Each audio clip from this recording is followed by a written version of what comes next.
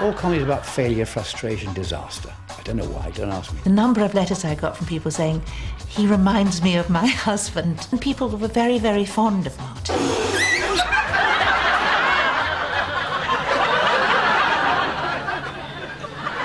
He's just the most marvellous comedian, Richard. I mean, sometimes when we were recording the scenes or filming the scenes, he would do something that would make me laugh so much we'd have to stop filming. And what's more, I didn't feel you kiss me goodnight. Ever-decreasing circles ran for 27 episodes between 1984 and 1989. After a slow start, 12 million viewers were eventually inviting the dysfunctional Martin Bryce into their living rooms, as they had a decade earlier with Tom Good in The Good Life. The modern master of tragic comedy failure, Ricky Gervais, includes Ever-decreasing circles high up on his best ever comedy list, describing Richard Briers as the greatest living British sitcom actor. And, given a choice between Martin and Tom, for Richard, there'd be no contest. My favourite would be Martin Bryce and Ever-decreasing, rather than Tom Good, because, you know, it was a wonderful character to play Tom, but it was very much me, as it were, slightly exaggerated, whereas Martin Bryce was a genuine character, and they'd written much more of a character. They were John Esmonde and Bob Larbey, who had created perennial BBC favourite The Good Life, starring Richard Briers in 1975. By that time, Briers had already made a name for himself in television comedy. Our story starts back in the 50s, with Richard a humble filing clerk with a keen interest in theatre and amateur dramatics. His life changed when he auditioned for RADA on the advice of a famous relative. You know, I know a friend who arrived here in Paris. 2 hours later, the door opened of his suite. His wife dashed in and said, "Hello, darling. Surprise, surprise." Gosh, how super. Super. It was disastrous. Caught him with his trousers down, literally. My father's cousin was Terry Thomas, huge star, and Terry said, "Please, I think you've got something. I don't quite know what it is, but I think you need sort of a polish, a kind of college or school." From alongside Albert Finney, Alan Bates and Peter O'Toole at RADA, his first TV break came in 1961, courtesy of Dennis Norden and Frank Muir, then TV's most successful writers, who were looking for a young actor to join June Whitfield in a new series they were writing for Jimmy Edwards. I don't think I can take this life much longer, Sally. Have you seen some of the jobs he's put me on this last fortnight? I know. That pickup he handed you after the international rugger match. 6 drunken Irishmen in one small cab. And that led the boys to have faith enough in me to give me a chance of my own series. So before I knew where I was think I was only about 27, I got my own television show, which is marvellous. So impressed were Muir and Norden, the following year they wrote a sitcom that was the perfect starring vehicle for Richard. As a young, naive barrister in Brothers-in-Law, he played opposite more experienced Richard Waring. Sounds a solid enough citizen. Why in the name of justice should he endanger his client's case by entrusting it to the likes of you? Well, as a solicitor, he may have been impressed by my performance last time I was in court. You've only been in court once, and that performance wouldn't have impressed your own mother. Here, A.K. Butterworth wouldn't be your mother. No, he isn't. He's my uncle. Through Brothers-in-Law, I met Richard Waring, who was a writer, but an actor-writer, and he didn't want to go on acting. Found it embarrassing, indeed it can be. And he was a good writer of his genre. I mean, he wrote light comedy stuff. And he thought this idea up of a young couple and all the vicissitudes and problems and ups and downs of a young, very young couple getting married. George? I'd just like to get something straight. Oh, George, you're so funny to me. As the one who makes the decisions, I can do what I want, so please, darling, please, I just want to think for a moment. I suggested the pictures, right? But you didn't want to go, so we're not going. I did want to go. You didn't really want to, your own words, and we're not going, so we're doing what you wanted. Well, it's just the way things turned out. Prunella Scales co-starred, and Richard could demonstrate his trademark rapid-fire delivery. The pictures, we'd have gone to your mother's, but I did suggest the pictures, so presumably I wanted to go. But we're not going to the pictures, which is what you wanted. Darling! Because I suggested the pictures, which I wanted, but you didn't.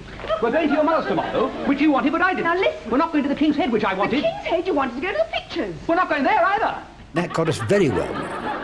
And that series ran the longest running series I've ever had. We ran for about over 40 episodes, which is very long then.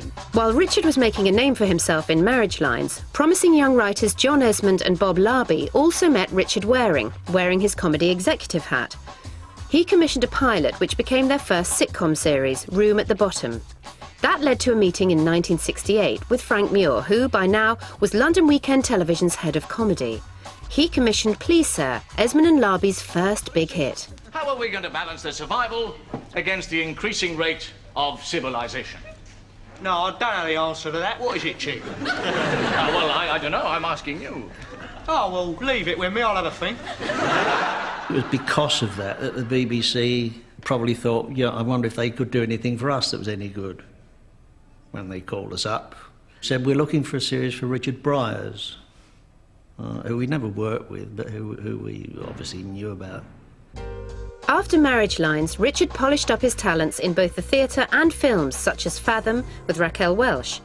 He'd starred in the short-lived sitcom Birds on the Wing, when the BBC put him together with Esmonde and Larbey, TV's current flavour of the month. Esmonde and Larbey were from heaven, as far as I was concerned. I met them, we collided, as it were, in our careers at their absolute peak. And I was getting, by that time, nearly reaching a peak. Do you know what my biggest regret is? It seems surprising now that Richard considered turning down the role that would make him a household name. But he was torn between his love of theatre and the financial rewards that TV success could bring. In a funny sort of way. I, too, am very happy. I wondered whether I should do The Good Life. You know, it's a very funny thing about actors, especially when you're young. You get very pretentious when you're young. You think, well, do I really want, should I do Shakespeare? Should I go to the RSC and starve? Go in peace, good general, but tell thy sovereign lady this. If she doth bite her thumbs at us, e'en do we back unto her our thumbs. Be back. Don't call us, we'll call you. And I thought, well, it could be rather good. And by golly, it turned out to be a smash-a-rooney.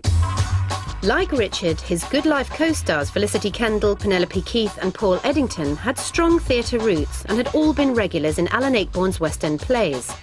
Their stage comedy experience meant a level of comic acting unusual in sitcom at that time, but perfectly suited to Esmonde and Larbey's writing. To the audience, Tom Good was a lovable eccentric, but Richard Briers saw the character in a different light. I'm not a great fan of Tom Good as a character. He was selfish. He was always on the touch with Margot and Jerry, always, you know, eating their food, drinking their drink. It was just him, my big idea. They're not like us, Margot. They mustn't touch or they'll go bad.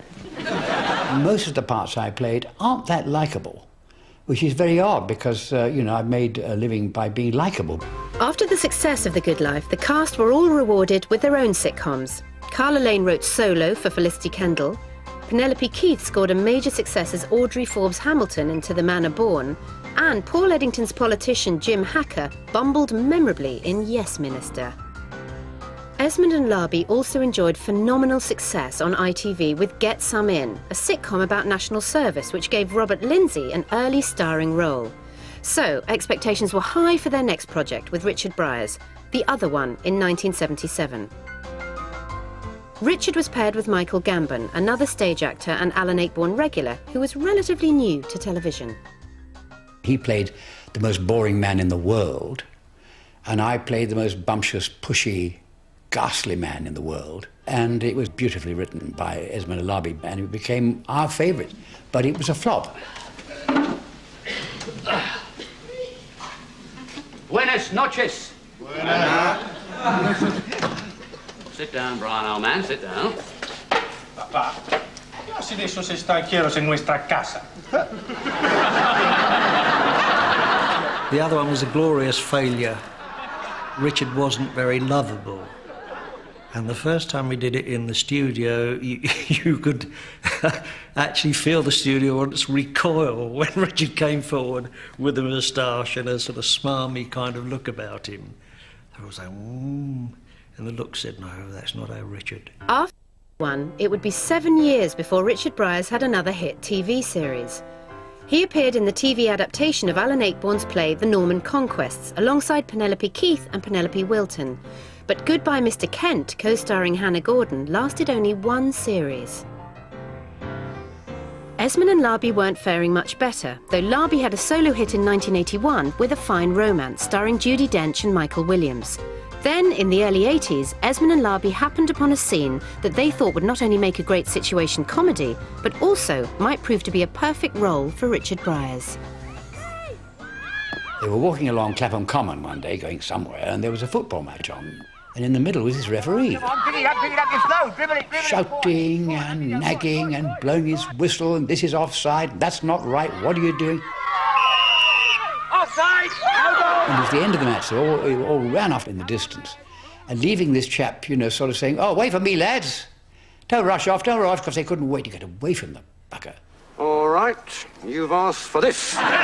So Martin was born. In 1984, Esmonde, Larbey and Briers combined the lessons they'd learned from the success of The Good Life and the failure of the other one to create the strangely endearing, obsessive-compulsive, Mole Valley Valve's middle manager oddball Martin Bryce for ever-decreasing circles.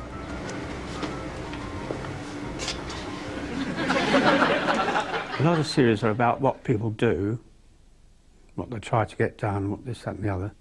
This was about the inside of his head more than anything else. Handling the phone again, Martin. Won't take a tick. Things like colour coding, counting, clean shoes.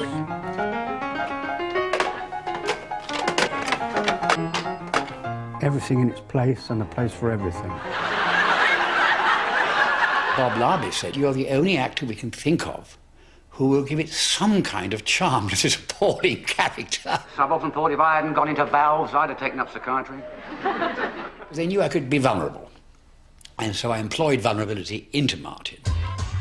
Ever-Decreasing Circles was directed by Sidney Lotterby, a legendary name in TV comedy. One of his many career highlights was the classic Sykes and a Plank. Aye, aye. This is going to be funny.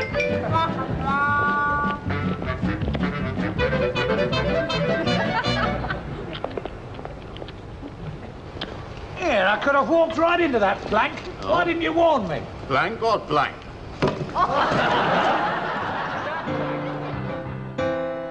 Sidney Lotterby's CV was a roll call of almost all the big BBC sitcoms of the 70s and 80s, including Up Pompeii, Porridge, Some Mothers Do Have 'Em, and Yes Minister, starring The Good Life's Paul Eddington.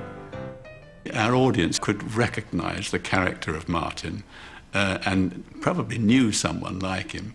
And you had the added thing, of course, of this poor woman living with him. I mean, that was another reason I think the audience took to the scripts. Do you know what I'm going to do now? No, Martin. I'm going to make us both a nice cup of cocoa. Martin's long-suffering wife was Anne, an attractive, intelligent woman who was all too aware of Martin's shortcomings, but loved him nonetheless. Penelope Wilton's television career started in adaptations of stage classics like Mrs. Warren's Profession.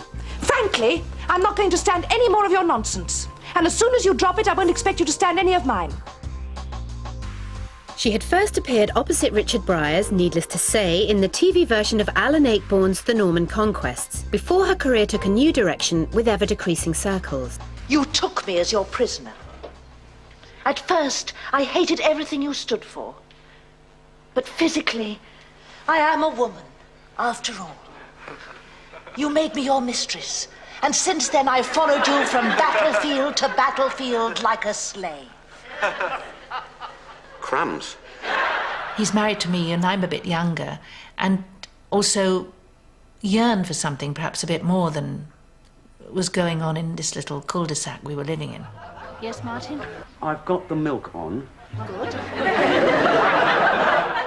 In other words, I am making the Ovaltine. Not for me, thanks. I've got a gin and tonic. Like many women, she realised she'd married a child. So she coped with it, as women do. Come on.